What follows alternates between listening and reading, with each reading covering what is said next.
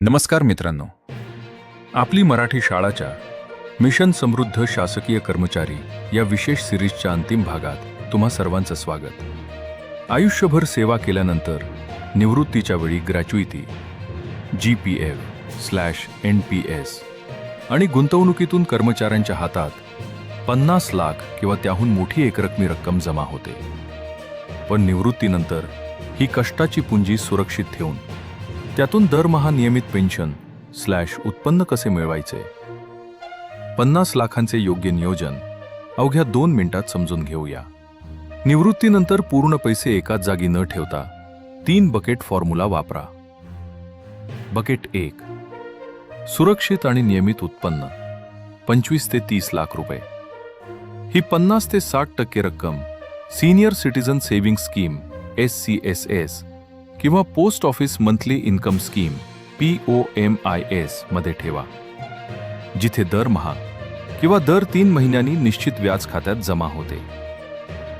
Bucket 2, आणीबाणी निधी 10 लाख रुपये. ही रक्कम बँक FD किंवा लिक्विड फंडात ठेवा, जी गरज पडल्यास लगेच काढता येईल. बकेट 3, महागाईवर मात 10 लाख रुपये. उरलेले 10 ते 15 लाख रुपये हायब्रिड किंवा बॅलन्स्ड ॲडव्हान्टेज फंडात ठेवा, जेणेकरून 5 ते 10 वर्षात महागाईच्या प्रमाणात फंड वाढत राहील.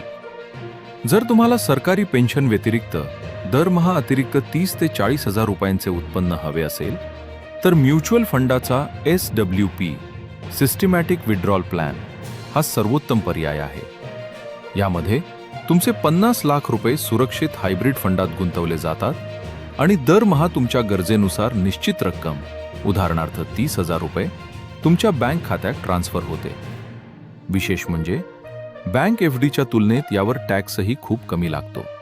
थोडक्यात सांगायचे तर, निवृत्तीनंतरचे पैसे कुठेही नातेवाईक किंवा अनोळखी योजनांमध्ये गुंतवून धोका पत्करू नका. सुरक्षित सरकारी योजना आणि SWPचा मेळ घालून निश्चित पेन्शन सुरू करा. मित्रांनो, मिशन समृद्ध शासकीय कर्मचारी ही 5 भागांची सिरीज तुम्हाला कशी वाटली हे कमेंट करून नक्की सांगा.